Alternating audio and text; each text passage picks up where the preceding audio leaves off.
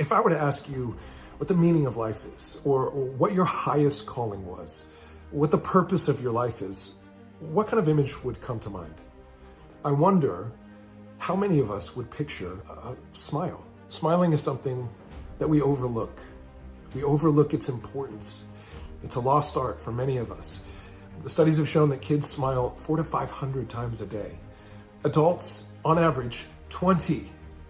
A happy adult, 40 to 50 times a day. How is it that we've forgotten something that I believe is at the very core, crux, the very genesis of Christ's mission was to remind us how to be happy? As much as I'd like to think we're better than a Harry Potter world where there's a word which nobody speaks but everybody's aware of, this looming inky blackness that collectively everybody agrees to ignore. We're no better. We are a Harry Potter world where we have words that everybody feels and has been touched by in some way. There's a collective trauma that exists, but we don't speak about it. Depression,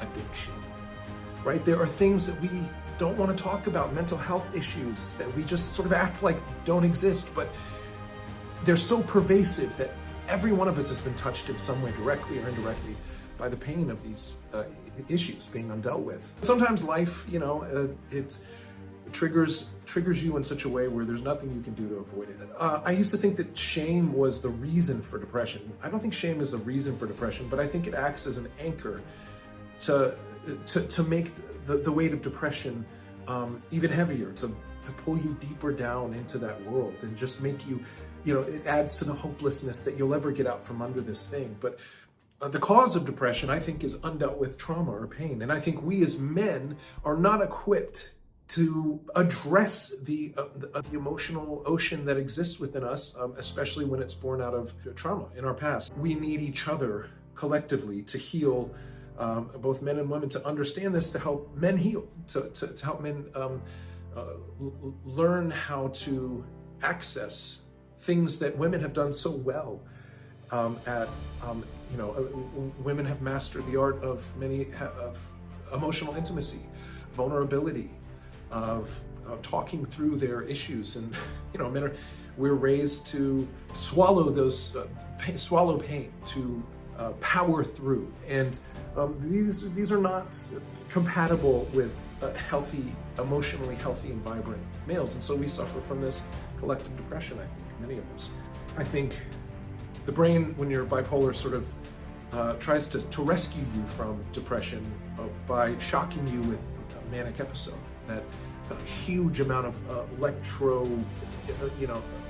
neural activity, the thunderstorm of activity comes online to sort of help prop you back up on your feet. The feelings of invincibility and grandiosity, it helps you to attack life once more. I'm reminded of this scene in John chapter 4, where Jesus is in Samaria, the place where good practicing Jews wouldn't go because they thought of Samaritans as second-class citizens. They wouldn't even speak to them. And while there were a lot of miraculous prophetic moments in that conversation that Jesus had with the woman at the well, a rather famous image of who Christ is in the New Testament, it's easy to gloss over lines like this, but I want to bring our attention back to this. Jesus, tired as he was from the journey, sat down at the well. It was about noon. Jesus, tired as he was from the journey, sat down at the well. It was about noon. It wasn't even lunchtime yet, and he had to take a seat because he was exhausted. Kind of how I feel many days, like dealing with life and past traumas and the pain and shame that's born out of the recklessness of trying to avoid that or run from it or medicate, like many of you I'm sure experience, is exhausting. I look around at my life and again, regurgitating these unhealthy patterns in my life as I try to medicate the awful metallic taste of depression that I don't want. I want to spit it out, but I can't because it's part of who I am. I'd imagine that many of you, maybe it's not depression or bipolar, but have trauma in your past or in your present that is tiring, that you want to run from. But you have somebody who sits with you at the well to cancel out that sin and fill you up with something eternal and good. the living waters that will quench your thirst.